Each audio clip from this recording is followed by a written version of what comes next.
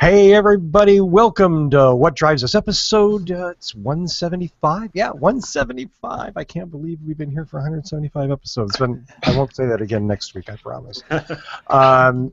For February 24th, 2016, my name is Russell Frost from the Prius Owners Group. Thank you and welcome to the show. With me this week, I have an armada of amazing panelists. Let me introduce them to you in no particular order whatsoever. The man with the Nixa Eagles shirt and the stylish haircut, his name is Evan Fusco. Hello, everyone. How you doing tonight? Good, Evan. How are you? I'm doing great. What are you drinking? Oh, a little homebrew. As always. Yeah. It's hard to be you, having to drink your own beer every week. It's nice. I'm still working on. Noticed no head on there. I'm still haven't mastered carbonation. It's a metaphor for your life, my friend. Yes. Still haven't. I don't even know. What percent is the homebrew? What's that? What's the percent of alcohol in the homebrew? Oh, this one's like, it's not that high. 6, I think. Okay. Oh, that's not bad. Well, See, if it was me, I'd be like making 15% beer or something and be like, why? But just because I could. Enough of that. Let's go to one of the more sane people. He is our man from north of the border that Trump, I think, wants to put another wall. Or maybe that's Trudeau wants to put a wall to keep the Trump people out. I'm not sure. His name is Mark Coughlin. Welcome, everyone. Yes, we're thinking about putting up our own wall, so we'll see how that goes. But probably to keep out all the Democrats that leave after Trump gets elected. we're expecting an influx either way, so we'll see. We shall see. Spoken like a true Tesla owner, Fusco. And speaking of someone who doesn't own a Tesla, our man in Chicago, Mr. Tony Schaefer. So, hey, everybody. Good evening. Good to be here. And Chicago did recently get a winter storm, so I brought out the Josef Brau Winter Brew for tonight. The Josef Brau? Trader Joe's. Oh. There you go. I didn't know. Trader Joe's. And so, once again, I get to use my Boulder Beer bottle opener. Yes. Shall we watch as you deflower the beer? Is this a ceremony? That was way too easy, was it? Was that? Yeah. Yes, it was. Like most, I'm not even going there. And finally, our man from the beautiful mountains of Colorado, Mr. Paul Guzik. Hey, everybody. Good to be back, and I'm drinking a White Rascal today because Nice. That was what was in the fridge. From the fabulous Avery Brewing Company a couple miles from here. So Nice. The fabulous Avery Brewing Company. Well, I'm glad we're all healed. Still no beer in my hand, and that's okay because I have enough trouble keeping things going without alcohol lubricating my demise. Let's start off this week with our first news story, and we're going to go right back to the man from Colorado. Mr. Paul Guzik has a story for us. yeah, my story, I just saw it late today, is about someone has figured out how to hack into a Nissan Leaf from a web browser without modifying the car, which means some guy in Turkmenistan can take over your Leaf wherever it may be. All they were able to do at this point was mess around with the climate control system, but it is a little scary that they can get into the car because it's only a matter of time before hackers start doing all kinds of fun stuff. And it's shame on Nissan for leaving a big so-called backdoor open in their operating system for that to happen. So I like the idea of like the occupants of the Leaf suddenly getting cold and going, "Damn it, we've been hacked." Or you go out to your car in the winter because you think you turned on the preheat and they've turned on the AC and made it like minus 40 inside. Yeah.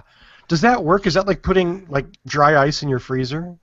Does it actually get colder? I don't know. I don't know. Probably not. Yeah. But it is scary that with all these modern connected cars that, people may be able to get into them. Okay, so I don't want to.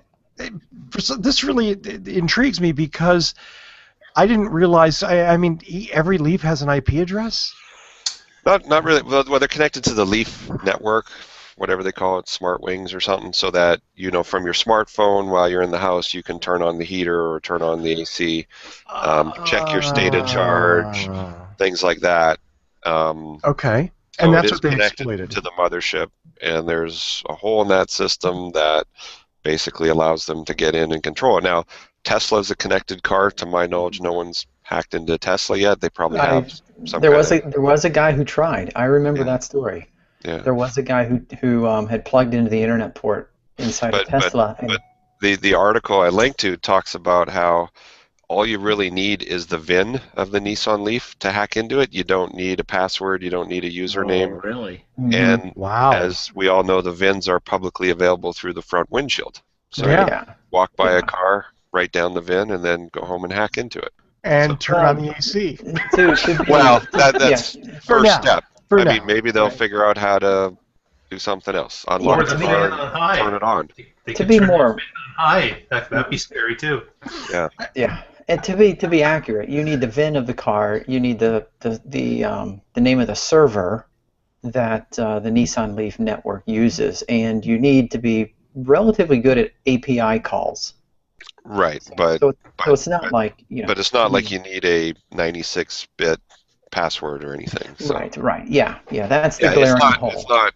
I'm sure there's not an iPhone app that you can just download to break into Leafs, but they Not definitely yet. need to close their security. Yes. Yeah. Yeah. Yeah, I mean, obviously, the ramifications of this are as our vehicles become more and more connected, they become more and more vulnerable to things like this. Yep. Yeah, I mean, think of the next step. They figure out how to unlock the car. Well, you leave your laptop in the car, and some guy goes by and sees a backpack in the back seat. Well, he goes, here's the VIN, and boom, unlocks the doors, takes your backpack. So, Right. But yeah, I'm sure Nissan will figure out how to prevent this pretty quick. Do the users need to use a password to get into the car, and they just went around that password? Somehow, yeah, they got into the Nissan server, and I guess when the server talks to the car, there was no handshake going on. That was kind of the weird thing is, they were basically sending raw API codes. Right. And the first one was what they did was a battery status records request. So they basically just asked the car, what's your battery status? And they got a reply. Ooh. So they were able to read the state of charge for the battery. And then they took it one step farther, and they actually sent a AC remote request. Right. And it replied and said, basically, okay, here's your user ID, your VIN number, and here's the result. And that is what let them in. Yeah. So even if the owners had strong passwords, it was irrelevant here. Wouldn't matter. Yeah, it's bad programming. Wow. They say the only way for the current owners to stop it is to delete their account. If they delete their smartphone account, it blocks and won't allow anybody else in after that. Of course, it won't allow you in either. So you have to lock Right. yourself. You're not lock yourself out, but you Well, have at least to you have the disable your physical own. key. Yeah. Yeah, you have to disable your own account to keep I mean, someone from hacking. luckily they were ethical hackers, and they shared what they found with Nissan. And Well, hopefully one Nissan- of them is a Microsoft MVP for developer security. Well, Is one of the guys in Australia. He was working with a friend of his in the UK Just that looking for actually a job. did the hack. Yeah. And apparently they did inform Nissan 1 month ahead of time before it was released today. Yeah, they did that is considered the sort of the statute of limitations that they identified this, they notified the manufacturer, they gave them 1 month, and then they released it to the public. right. And sadly, Nissan didn't react until after it had been made public. Right. Why? I don't You get know that. it's going to be. I mean, that's how this works. Yeah. So you've got poop on your face, and now you're going to react, as opposed to saying, "Hey, somebody told us about this, and we plugged it." Right. Right. You know? Right. They were probably busy rewriting their software to fake the emissions tests. Oh, we had to go down the Volkswagen trail, didn't we? Well, Paul, fascinating topic. And as a Tesla owner, it makes me wonder too. I mean, I want to hope that Tesla's not got those same back doors, but well, it'll be cool when they have the autopilot feature, because car thieves will just break into the car and say, "Come to my house." well, They got self-delivering car They'll just press the summon button, and away the Tesla would go. yeah. Well, and beyond that, all the location data is there, because it's got the geolocation. I mean, find the car, walk up to it, unlock it, get in. You can start the car from the app. You can drive away without a key. I mean, this was it'd be completely impossible to trace. Yeah. And the more automated features that are into that car, the worse it can get, because if you've got servos and such that allow you to steer, allow you to brake. Yeah. These things are probably not active in the Leaf, but in other cars they are active. So it could get a lot worse. I'm really starting to miss my 95K car. That baby was secure. Yeah, I miss you having it too. I don't miss it. I miss you having it. Let's see who's up next. Oh, Mark. Oh. Are you ready to run with it? I'm ready to go. Take it and go, my friend. I found an article recently here that was kind of a build on a previous article. This one's from Clean Technica, and they were indicating that they were playing on a story that Forbes had a couple days earlier about GM with its 8,600 designers and engineers. Half of them, they say now, are working on alternative and electric propulsion systems. Along with that announcement, they also made a change to the powertrain group that now has become the propulsion systems group. So the recent article was just indicating that the Forbes article was talking more about electric vehicles and kind of centered on that, but they kind of ignored the alternate propulsion, which this article indicates is our friend the fuel cell. So again, fuel cells enter the mainstream, but it's kind of interesting that of course GM had a large fuel cell program, and apparently it's still active. They're still working on it. They still have a few contracts with the military and others that they're still working on this. And with the amount of engineers they say are now working on these alternative and electric, half of them, it just seems that that's a very large amount of people to be working on these alternate systems, I thought. Will they be sharing unicorn technology with Toyota? Possibly. They'll be fighting for the same fueling station. Station. Yeah, well said. Yes. Or pump, as the case may be. I can't wait until they have to put their car on hold and not sell it because there's no place to refuel them. Yeah. I don't understand. It just doesn't go away. Like this all the groups are. There's got to be some federal money or something to. Oh, there's got to be. Yeah. In the 80s, I worked in the music business, which probably tells you a lot about me. But there was a saying that cocaine was God's way of saying you're making too much damn money. I almost think that maybe fuel cell development is God's way of telling a car company that, hey, you got extra money, who cares? Go blow $1 billion on fuel cells because it's going to work. Mm-hmm. So on the upside here, I'd like to take it as a positive sign that they're shifting philosophically toward alternate energy vehicles in general. Yeah. I mean, hopefully that's somebody's gotten a clue. Well, and I think one of the things that we pointed out here, and not to be as big of fans as we're not of fuel cells in general, I'll say this, and you guys can nod or flip me off or do whatever, but we've identified. we've identified scenarios where fuel cells would work very well. Commercial vehicles that have a steady route that come in and out of a certain depot could be easily refueled centrally in one location. That might be an excellent application for a fuel cell vehicle. So I noticed in the thing that Mark, they said that maybe military applications. Okay, maybe that makes sense. I mean, well, I can agree. Fuel cells, or NASA's been using fuel cells since the '60s. I mean, they work great in space.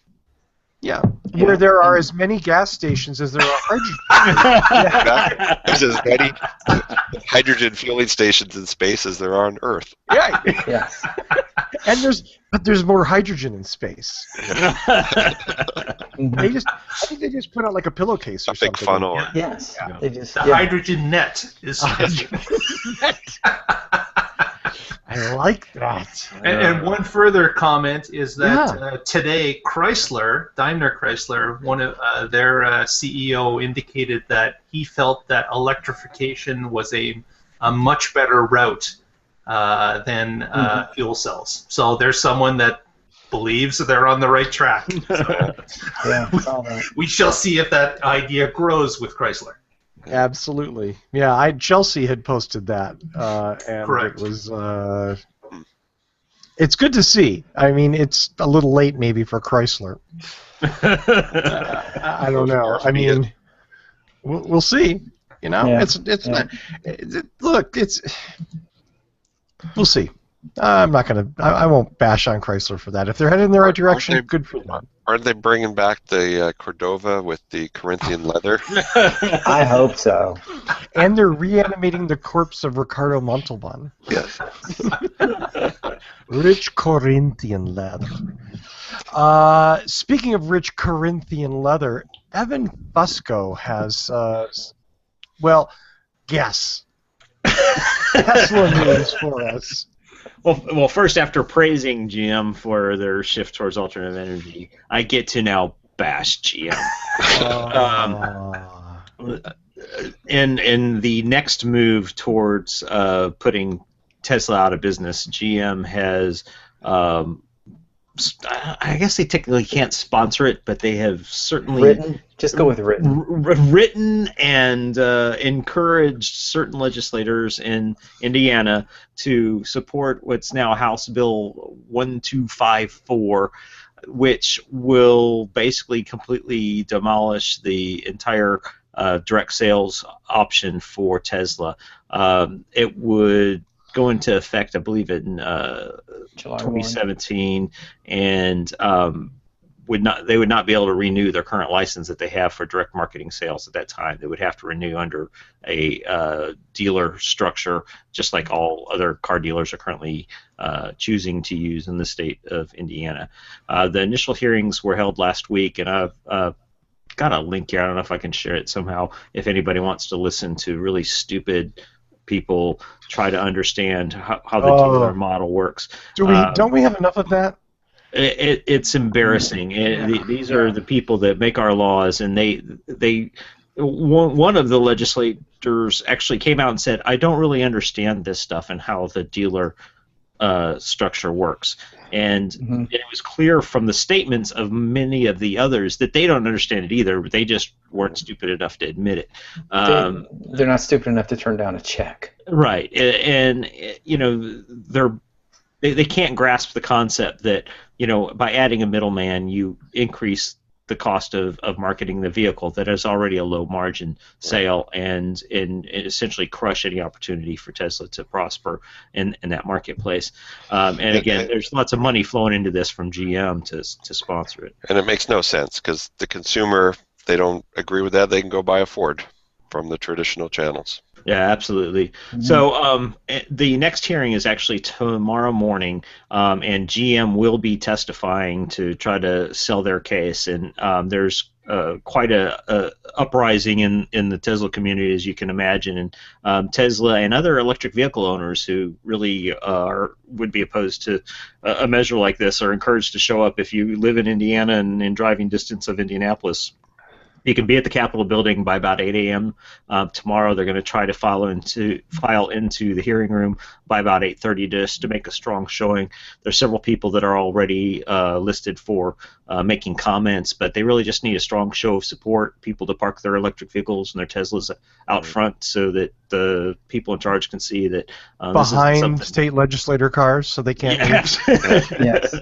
And so please, if you live in the area, if you're in hearing of this and you can be there at 8 or 9 tomorrow morning, wear your Tesla or EV t-shirt and stand there and show some support to try to defeat this bill. We were successful in Missouri about a year ago in defeating a very similar bill that was pushed forward by the Dealers Association, and we successfully got that crushed here, and it can be done there. But the legislators need to hear from you.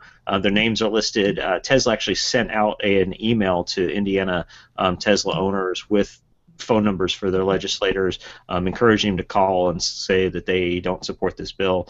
There's some lists up on the Tesla Motors Club website right now showing where the different legislators stand, and it's something to, here's an opportunity to make a statement and say, look, it's time for change. And this is something, unfortunately, the Republicans tend to be the ones supporting this bill from GM, which is completely anti-capitalistic, which should be their bailiwick of support. And so, as Tony was saying, this is about money, and make no bones about it. This isn't about fairness.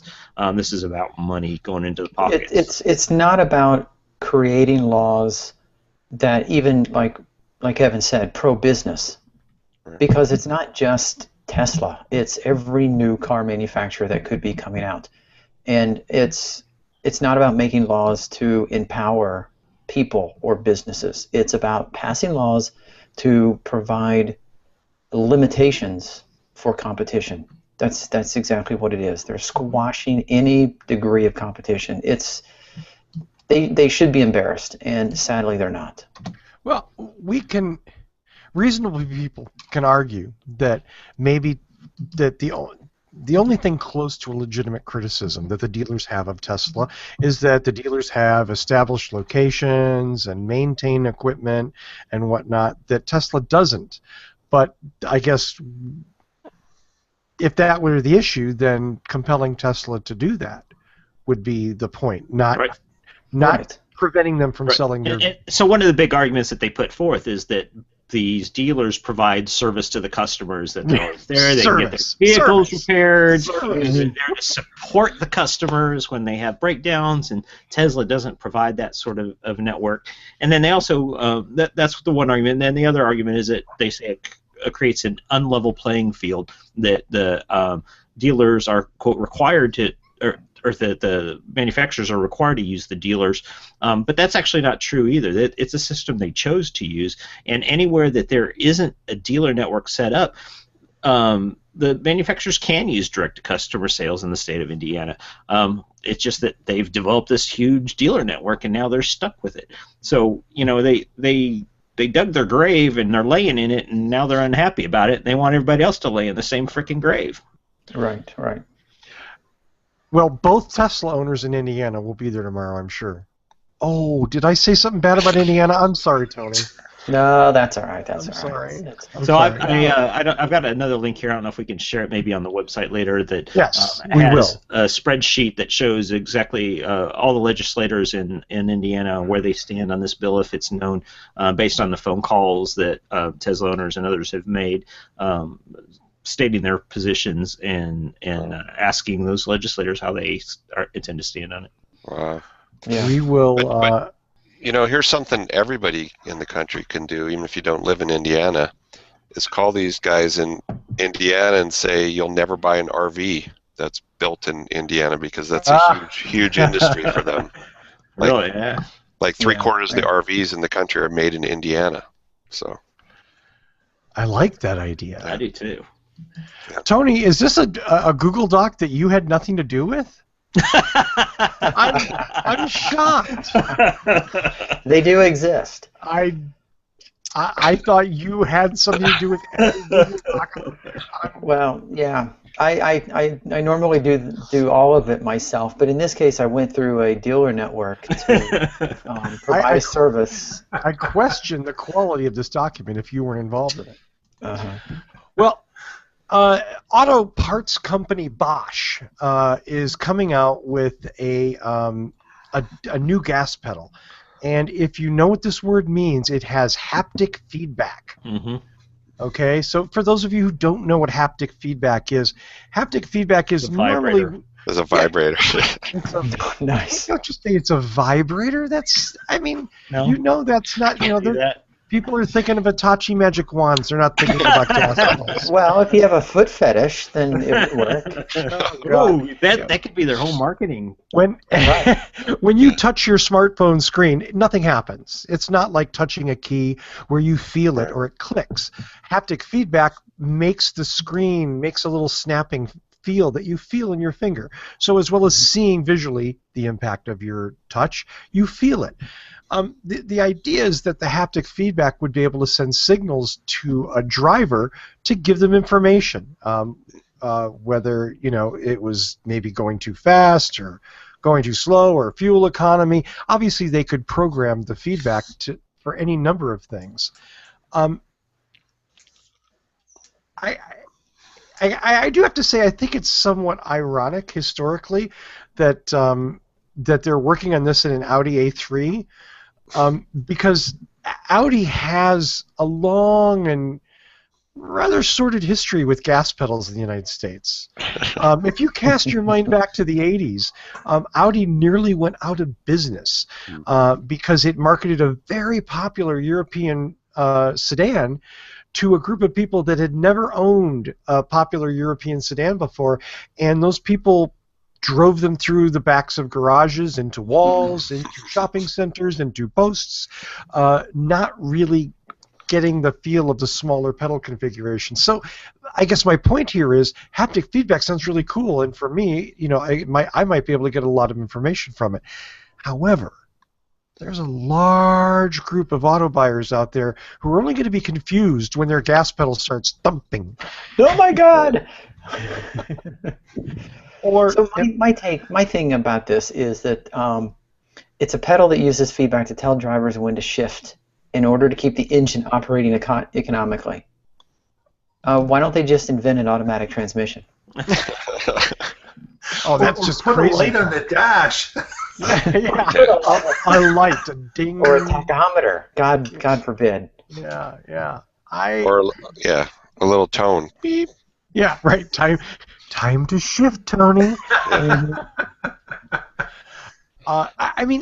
The idea of feedback is cool because in some controls it could be valuable, where you don't want to take your eyes off of something, but you need some sort of feedback to know that you've engaged a controller, that something's happened. But again, I worry about stuff like this because sometimes you can give people too much information in the wrong way, and then they start driving through stuff. Yeah. Yeah. All of a sudden, they start thinking that that's the signal that they're sliding with their brake, and they're really on the gas. So who knows what can happen? Yeah. And in the article, it did say that the haptic feedback of the pedal could be used for other things, like it could be tied to the GPS to let the driver know that they're coming up to a curvy section of the road or something. Well, so when you're using the same feedback to indicate multiple inputs, how do you know which one it is?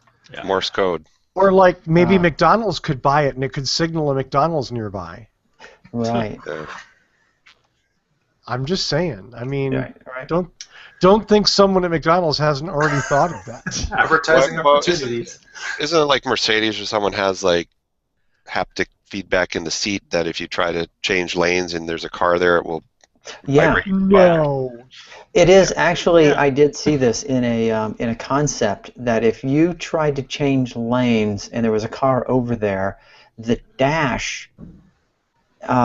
I think it was Cadillac. There was a line that would go from the center of the car over to the side where the car that you're not seeing was, and they found that you naturally followed the line with your eyes, and then you would see the car.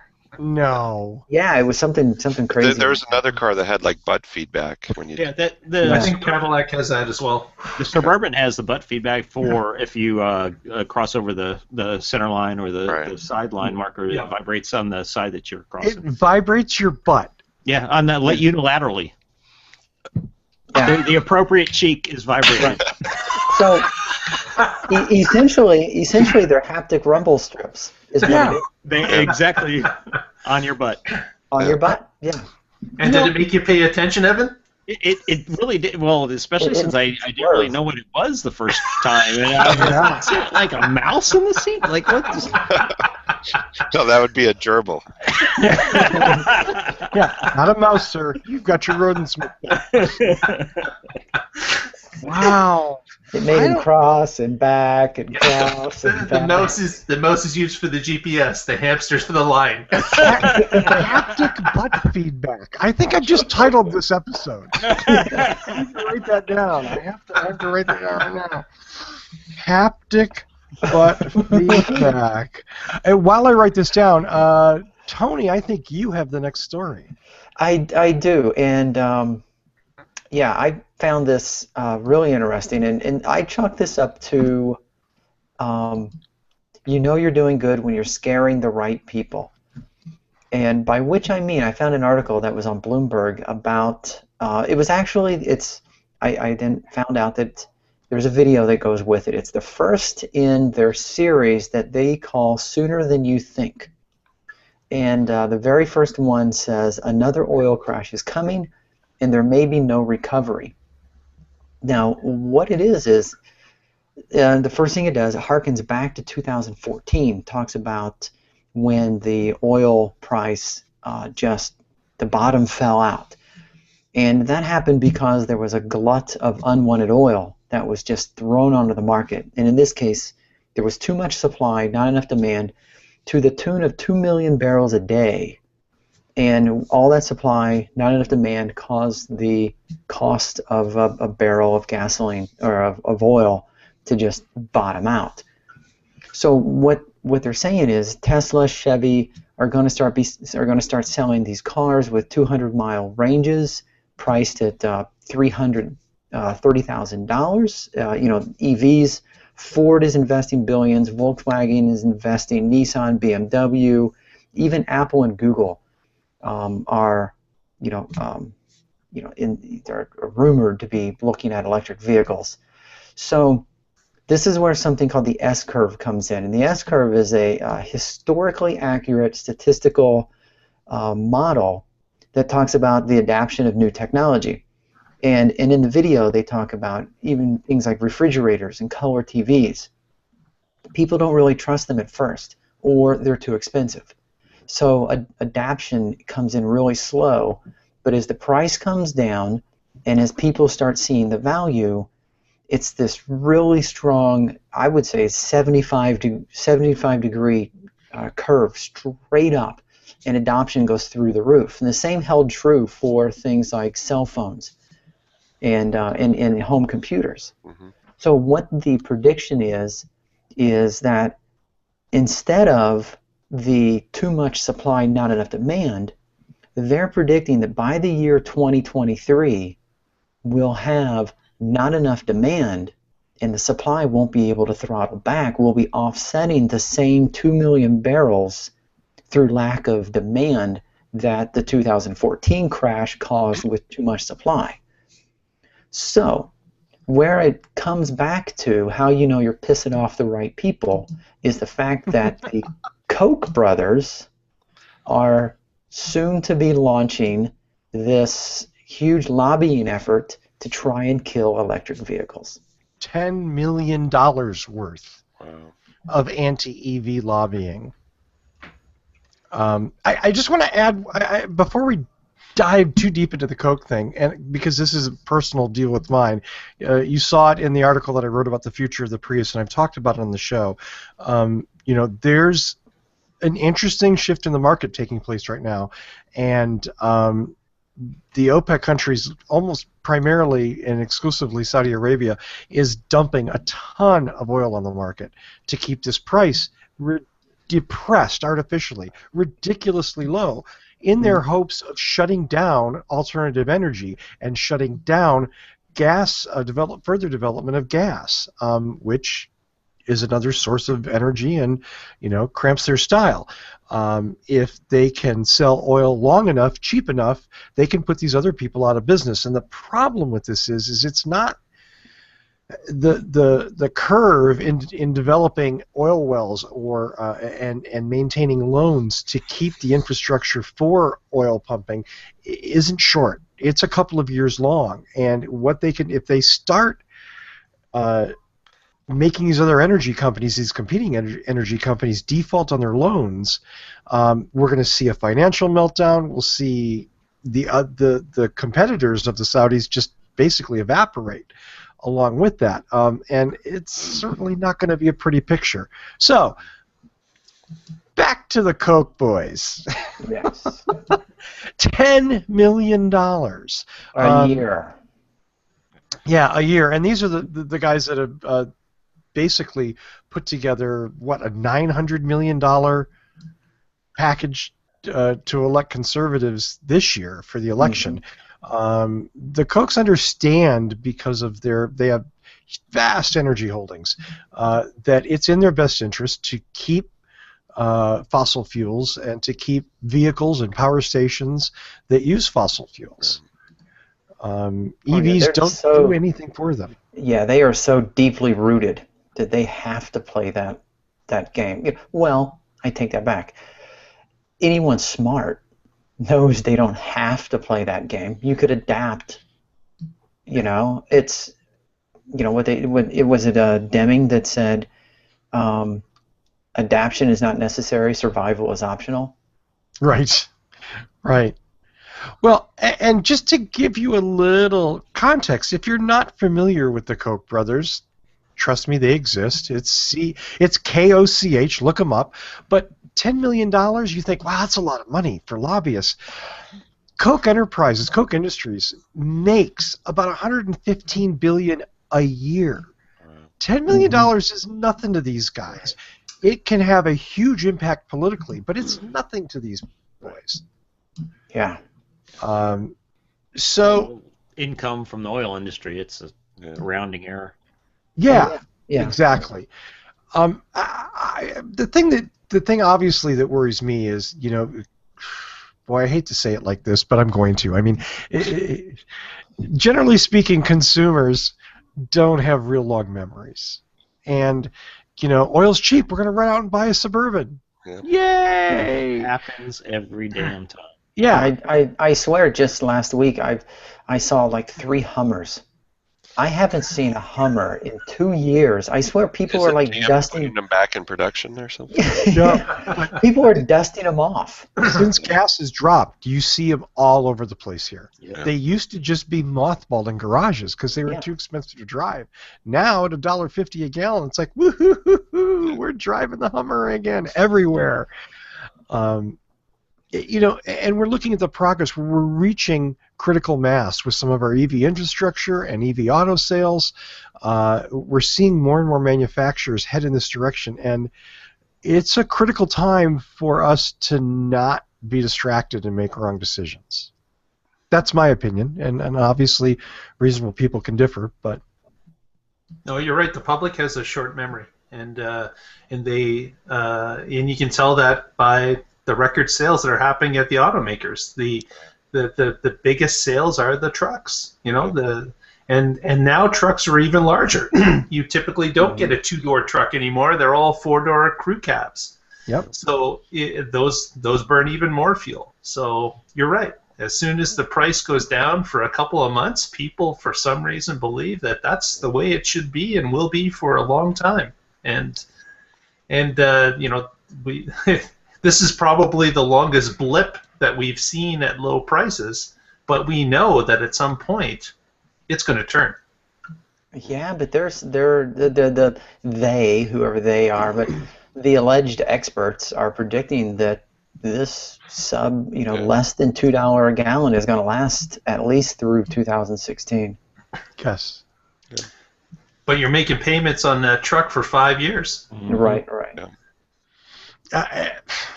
Well, but people don't think about that. I mean, Yeah. you know, it wasn't that long ago that you couldn't trade in a Jeep. Right. You know, people would laugh you off of car lots. The resale value of cars like that were just zero. But whatever, it's 3 years later and gas is $1.50 and it's all good. Yeah. Right. It's frustrating. Evan was just kind enough to share that Elon Musk of Tesla, obviously, had tweeted the following, and I'll quote it. Worth noting that all gasoline cars are heavily subsidized via oil company, tax credits, and unpaid public health costs. I couldn't make the point more succinctly myself. Did he say to the tune of... Well, in the article, $10 million a minute, says the IMF, the International Monetary Fund. It's a $5.3 trillion subsidy. Yeah. That's trillion, just in case I mumbled. So, and obviously, they're worried about EVs getting, a few $1,000s in rebates. I mean, for good reason. They're worried about them. Yeah, exactly. Yeah. Out of business eventually. They genuinely are. 2023, was that your date? 2023, market. Yeah, I mean, I don't blame them for being worried about their business. I blame them for being kind of underhanded and slimy and being in a business that really hurts more people than it helps. I blame them for having their personal interests. I mean, then this just puts the final one last nail in the coffin, that they so obviously put their personal interests ahead of just everyone else on the planet. And the short-term gains.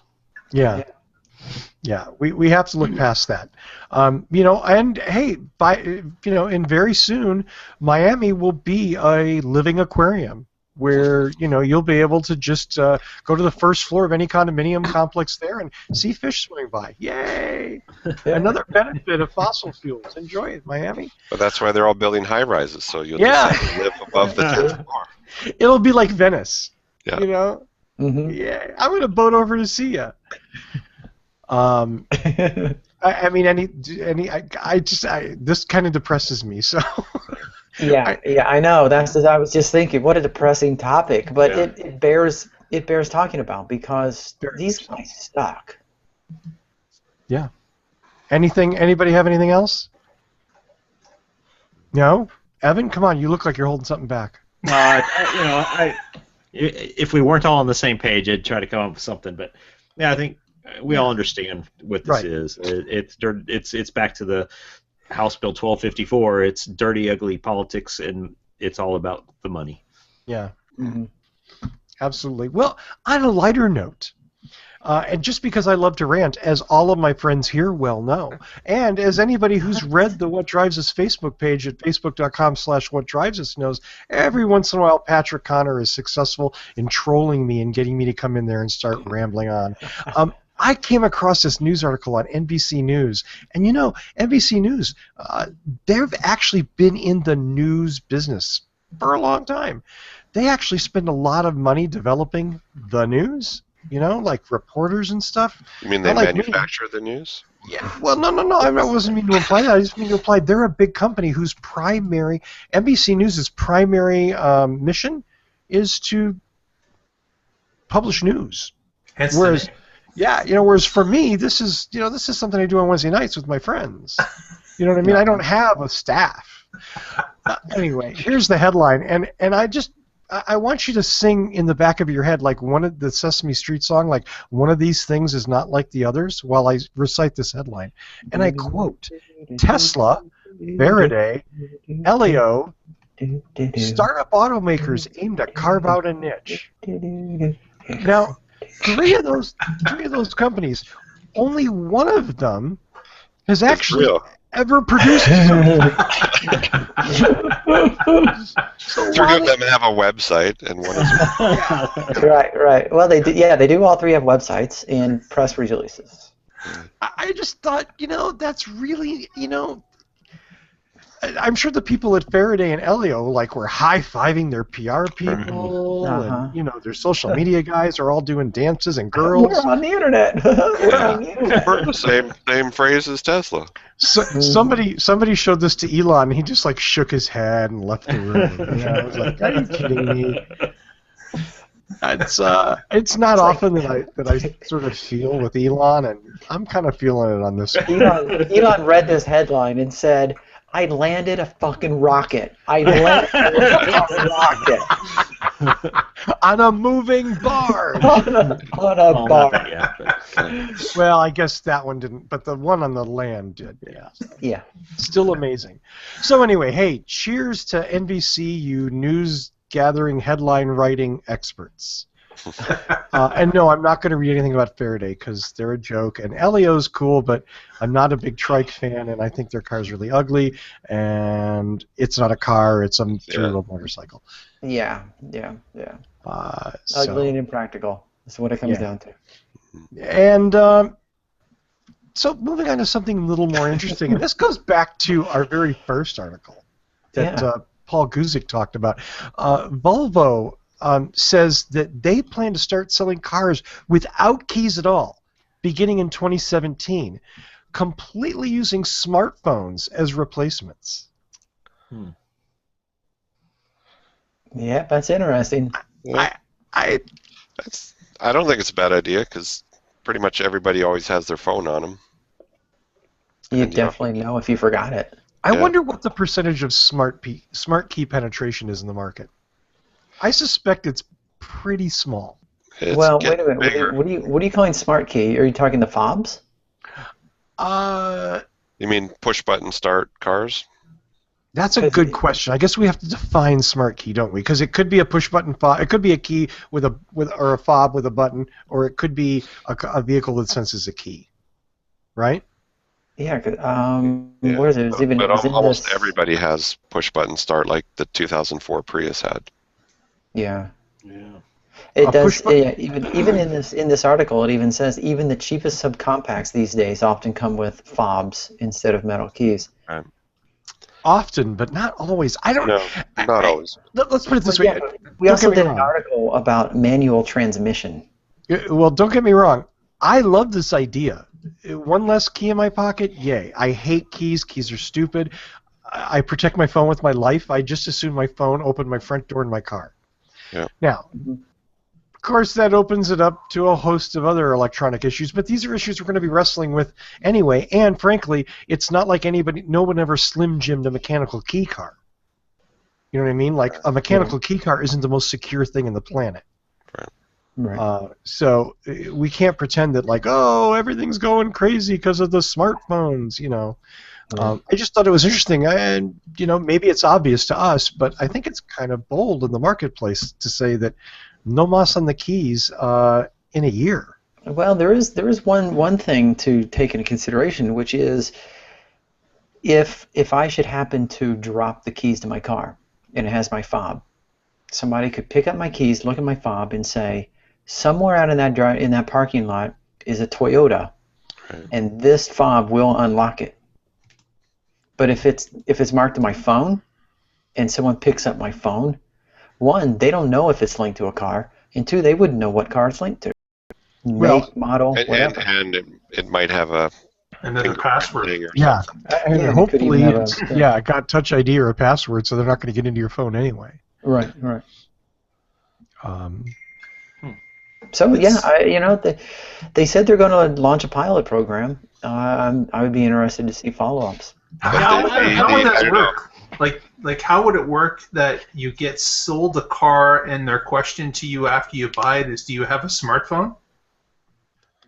Or they give you a smartphone, right? Like how does that work? Because if you're buying a $50,000 car, you've got a smartphone. Yeah. I would think. I mean, I don't know. And like you said, they'll give you like the $3 smartphone if they need to. Here's your free iPhone 5S. Yeah. I mean, they talk about like here's your Walmart track phone to start. They talk about if a friend wants to borrow the car, the owner could electronically send the key to their smartphone. A lot of the ride-sharing type programs. An expiring key too, like sure. The kid take the car, you say, well, your car won't start after 11 o'clock, so you better be home.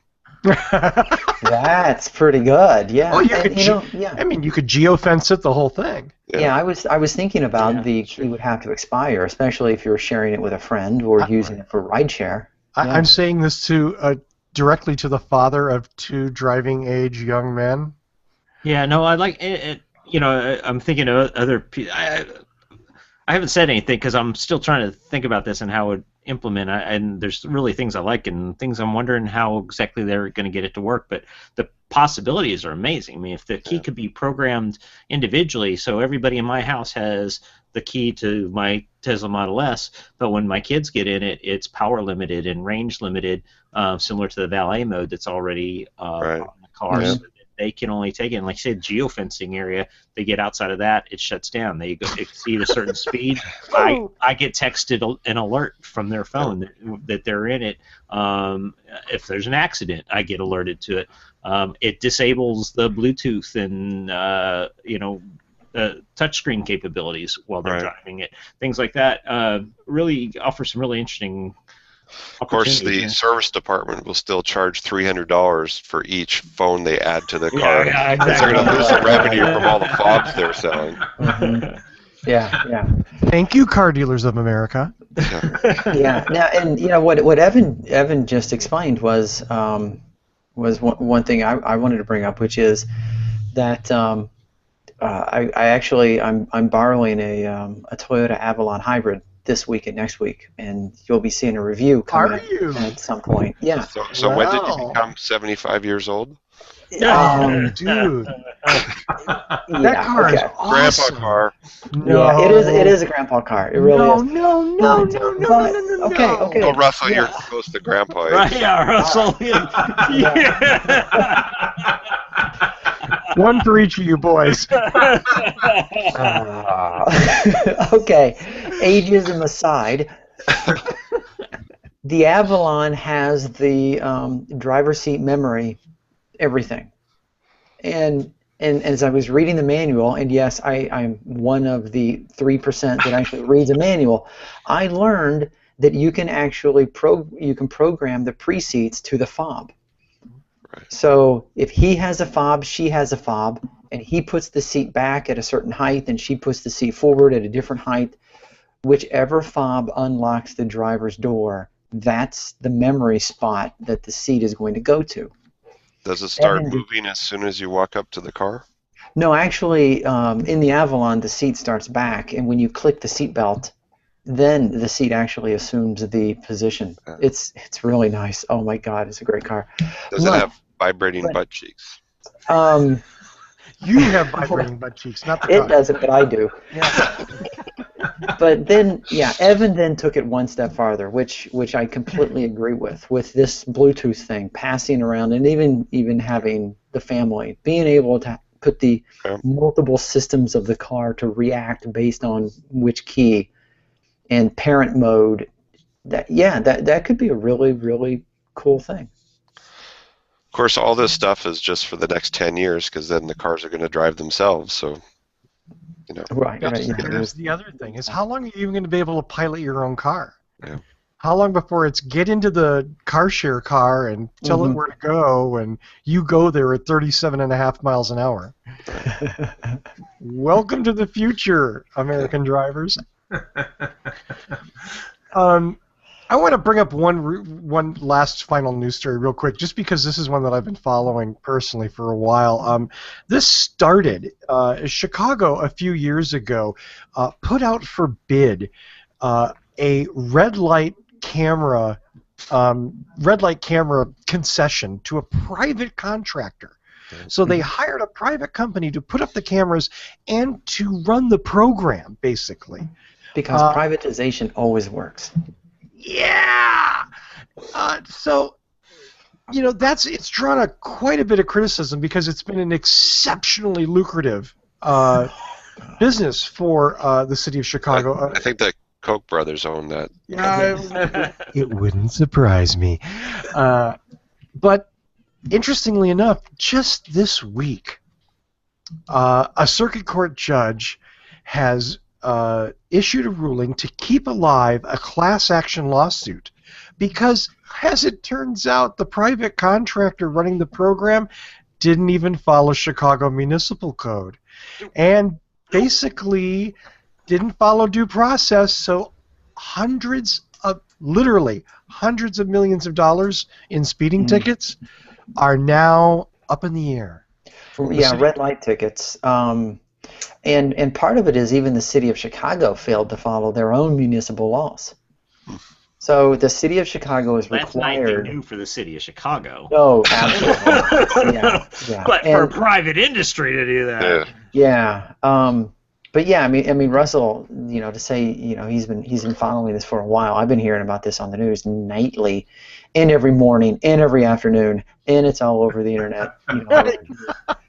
But I mean, yeah. So what it is you are supposed to be, you get issued a ticket, and you are supposed to have 25 days to react.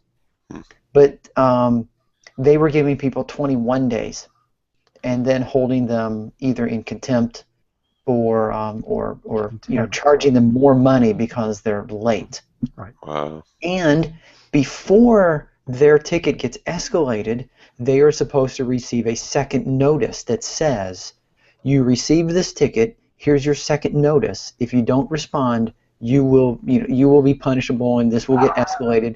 So not only were they prosecuting 4 days faster than the municipal laws, they were also neglecting to send people the second notice. And so that's where the judge said, you failed to do these two things, therefore all of these tickets are void, and these people deserve to receive their money back. Yeah. Now the funny part is, as I said earlier on, several episodes back, the state of Illinois is so broke, they're issuing Illinois lottery winners IOUs. So I don't think people are going to be getting refunds for their red light tickets anytime soon. They'll get store credit so they can go through another red light. Yeah, exactly. They're being sent notices that they can run red lights on Tuesdays. Or you can skip bribes to the state legislator. You get like bribing credits. Yes. You get a sticker that now when it takes your picture, and like, oh, he's good. And he's got 4 more. He's got the red light sticker. He's good. Yeah. Well, and it turns out, and I don't mean to steal your story, Russell. It's just that I've heard about this so much. So the Chicago Tribune did an investigative report, and what they found was the city of Chicago had installed their thing was yellow lights are 3 seconds. Right, and they'd shortened it. And they had actually shortened the yellow light. And then, yes, I know.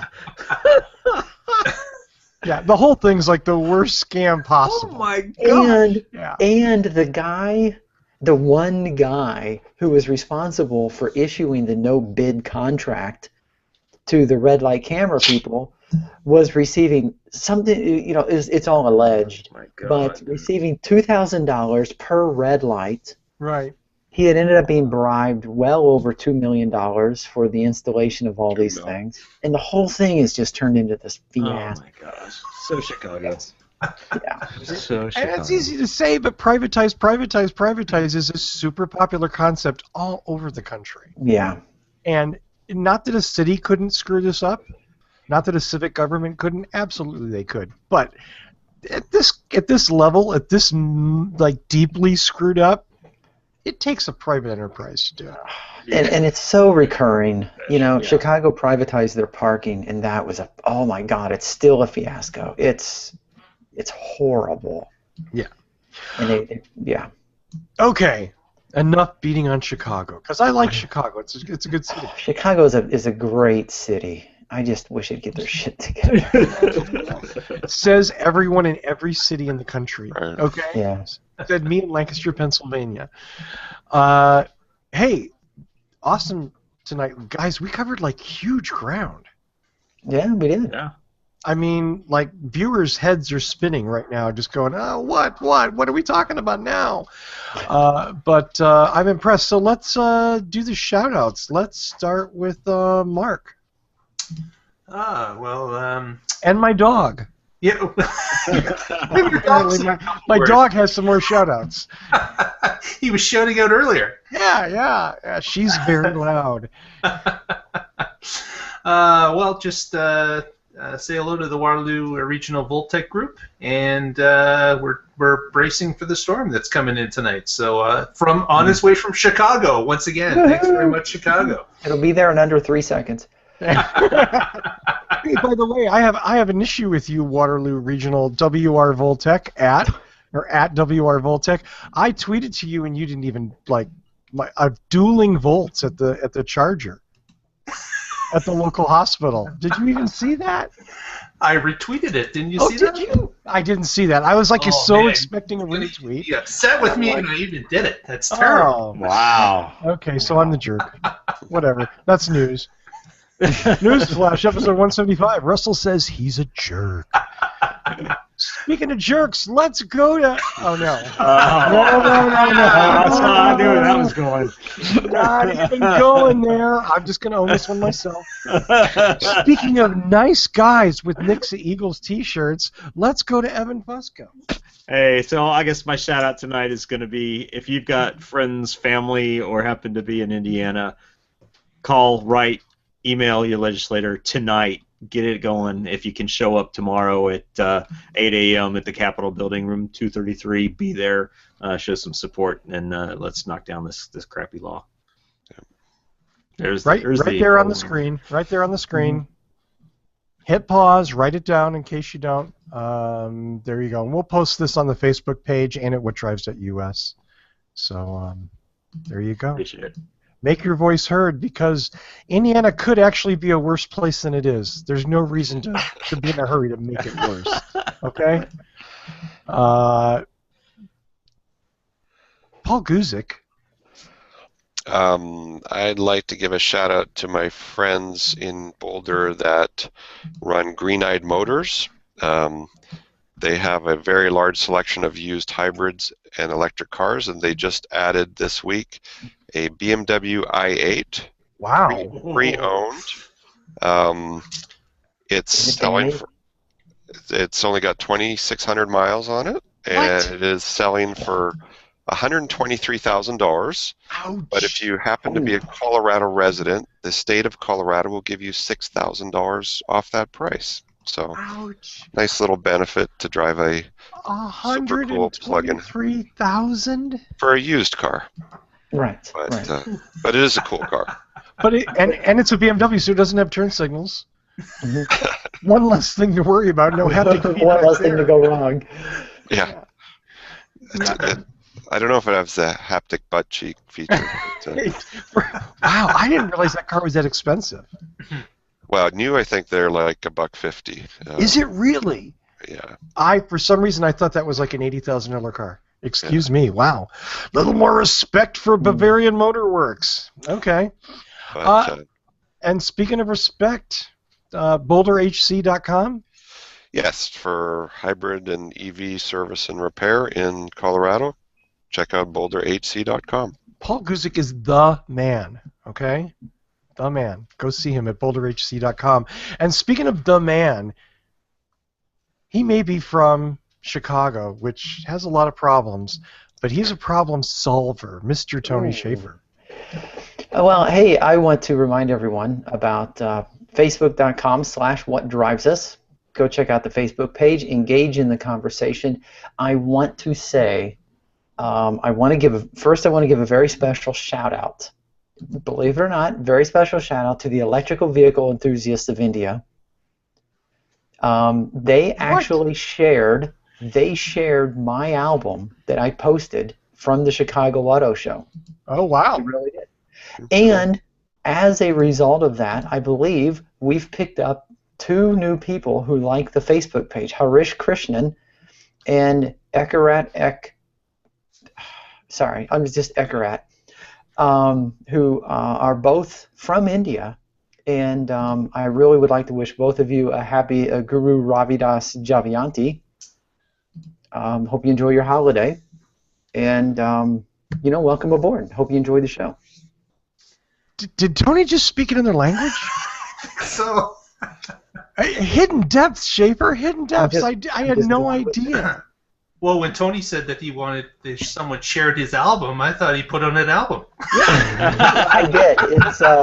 It was the classic Canadian folk songs that I did and posted earlier. I always thought your complexion resembled a Bollywood dancer, so I'm not surprised at all. Oh, that's amazing. Well, as always, I am here to speak for my missing co-host and partner in crime, Danny Cooper.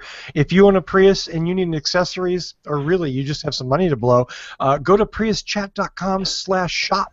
That is the Prius Chat shop at priuschat.com/shop for all of your Prius accessories. And sometimes I look down, I'm not reading this crap, I just remember it. Okay? Mm-hmm. So, yeah, no, really, I'm not.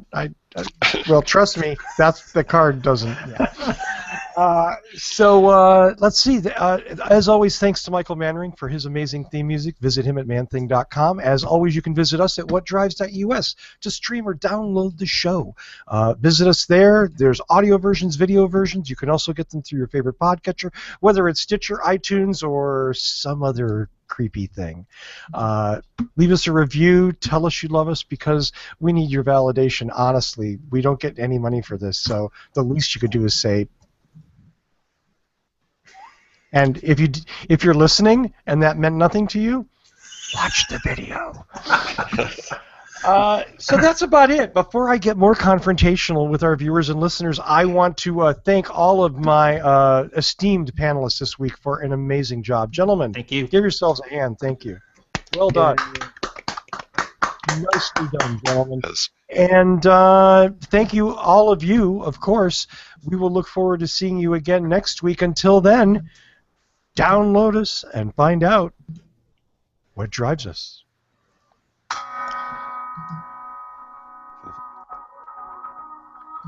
That's what I'm saying. Right there. First time I have the title before the end of the show.